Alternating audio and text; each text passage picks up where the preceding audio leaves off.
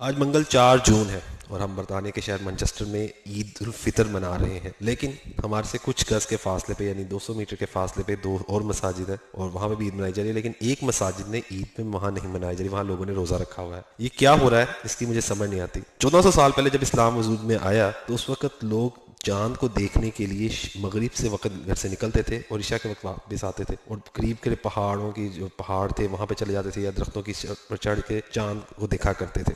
ان گواہیوں کی بنیاد پہ عید کا اعلان ہوتا تھا، یا پھر شہر میں دف بجائی جاتی تھی اور پھر مضبوط حلق اور اونچی آواز کے لوگ اعلان کرتے تھے کہ کل عید ہے۔ یہ تھا پرانا طریقہ۔ اب شرن بالکل چاند دیکھنا چاہیے اور بالکل ٹھیک بھی ہے، لیکن اب ہو کیا رہا ہے؟ اب مجھے یہ سمجھ نہیں آ رہی کہ اب میرے جو ارد گرد کے لوگ ہیں کہ اب انہیں عید مبارک کہوں یا رمضان مبارک کہوں، وہاں پہ ان کا عید روزہ ہے اور ہم عید منا رہے ہیں۔ یہ روایت جو ہے، جہاں تک یہ روایت کی بات ہے کہ مسلمان اس مسئلے کا شکار ہے، اگر ہم تاریخ میں پیچھے جائیں تو کہا جاتا ہے کہ یہودی اور عیسائی بھی اس مسئلے سے دو چار تھے۔ ویٹیکن میں ایک وقت میں چار چار عیدیں اور چار چار عیدیں ہم کہہ رہا ہوں چار چار ایسٹر منائے جاتے تھے یا چار چار کرسمس ہوتی تھی۔ روم، نیپلز میں دو اور فلورنس جو کہ کیلنڈر میں فرق تھا، کرسمس کے تعین پر فسادات ہو جاتے تھے اور ان فسادات میں سینکڑوں لوگ مارے بھی جاتے تھے، کیونکہ امریکہ اور یورپ کے درمیان 16 سے 22 گھنٹے کا فرق ہے۔ لیکن یہ سب پرانے وقت کی بات۔ 1911 تک امریکہ اور تمام جو جو یورپی دنیا ہے یا عیسائی ہیں، وہ اس بات پر متفق ہوگی کہ ہمیں ایک دن اپنا مکمل کرنا ہے، یعنی کہ جو کرسمس کا اعلان ہوگا وہ 25 دسمبر کو ہوگا، گرمیاں ہوں یا سردیاں ہوں، رات 12 بجے کے بعد 24 گھنٹے کا نقطے کا آغاز ہوگا، لہذا ایک دن اپنی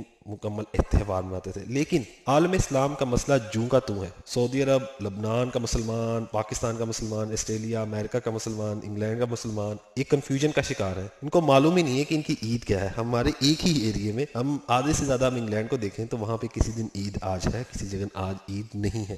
مثلاً اگر ناروے کی بات کریں اس حوالے سے، تو ناروے کے مسلمان جو ہے طلوع سحر اور غروب آفتاب کے معیار پہ عمل کریں تو ان کا روزہ گرمیوں میں 21 گھنٹے کا اور سردیوں میں صرف 3 گھنٹے کا ہوتا ہے۔ اور اسی طرح بات کی جائے نمازوں کے اوقات کی بھی، تو ایک وقت میں انہیں 22 گھنٹوں میں 5 نمازیں پوری کرتے ہیں، جبکہ دوسرے وقت میں انہیں صرف 3 سے 4 گھنٹوں میں 5 نمازیں ادا کرنی ہوتی ہیں۔ آسٹریلیا کے مسلمان اس سے بھی سنگین مسئلے کا شکار ہیں، یعنی کہ اگر وہاں کیلنڈر کو عمل کیا جائے جب وہاں چاند دنیا کے 6 ماہ پیچھے ہے، لہذا سوال یہ پیدا ہوتا ہے کہ سعودی عرب کا چاند اور اپنا چاند سمجھیں یا پھر آسٹریلیا کے چاند کو اپنا اس چاند سمجھیں۔ عالم اسلام کے پاس اس کا کوئی جواب نہیں ہے، لیکن پھر بھی آپ کا قمری کیلنڈر ہے، آپ اس پہ عمل کریں ابھی۔ لیکن آج پاکستان کی تاریخ میں بہت عجیب ہوا ہے کہ یہ دو عیدیں، یعنی ایک گورنمنٹ آف جو ہے کے پی کے خیبر پختونخوا کی حکومت نے آفیشیلی یہ اعلان کر دیا کہ وہ عید منا رہے ہیں، وہ ایک دن کا کفارہ ادا کریں گے۔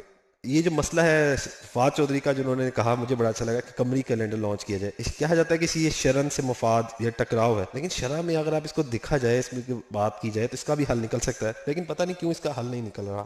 دنیا نے مریخ کے حل نکال لیے ہیں، دنیا میں مریخ کا یہ پتہ چل گیا کہ وہاں پہ کتنے چاند ہیں، مریخ کی جو ریت مٹی اور اس کی وادیوں میں چھپی تاریخ کو تلاش کر لیا گیا، لیکن ہمارے پاکستان کے جو مسلمان ہیں یہ دو سے زیادہ، سم ٹائم 3 عیدیں ہونے جا رہی ہیں۔ ایک طرف 29 روزے ہیں، کئی لوگوں نے 28 روزوں کی عید کی ہے، اور کئی لوگ کہہ رہے ہیں کہ چاند پہ عمل ہی نہیں کیا گیا، دیکھا ہی نہیں گیا، اور ہر بندہ دوسرے کو کہہ رہا ہے کہ جی ہم ٹھیک ہیں باقی غلط ہے۔ اور کون ٹھیک ہے اور کون غلط ہے؟ اس مسئلے کا حل کیا ہے؟ اگر آپ مفتی منیب الرحمان سے اس مسئلے کا حل پوچھیں تو ان کا جواب یہ ہے کہ چاند دیکھنا مسنون ہے، اور جب تک مسلمان کو چاند نظر نہیں آتا اس وقت تک اس کی عید غیر شرعی ہے۔ مفتی صاحب کا جواب یقیناً درست ہوگا، کیونکہ میں اس بارے میں بات نہیں کروں گا۔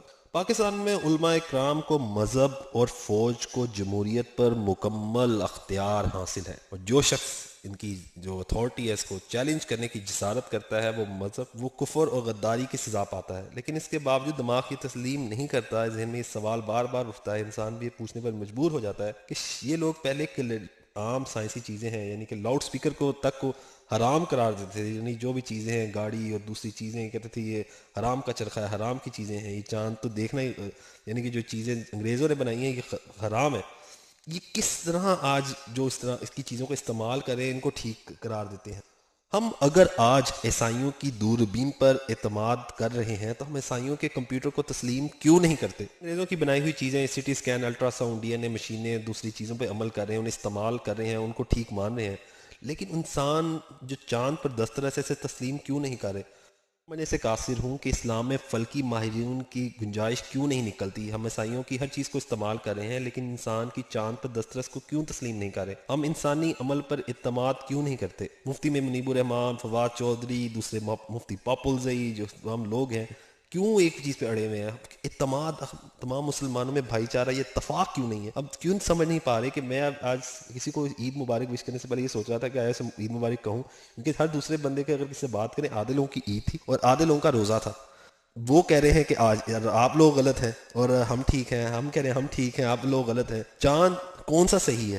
ہم چاند کو اپنی خالی آنکھوں سے دیکھنا کیوں چاہتے ہیں؟ ہم ڈی این اے کو تو مان لیتے ہیں لیکن چاند کی حرکات نوٹ کرنے والے سیٹلائٹ پر یقین نہیں رکھتے۔ ہم کیسے لوگ ہیں؟ ہم کیوں چاہتے ہیں کہ ہم ہر سچ کو ماننے کے لیے تیار کیوں نہیں ہیں؟ اس بات سے میں سمجھنے سے قاصر ہوں۔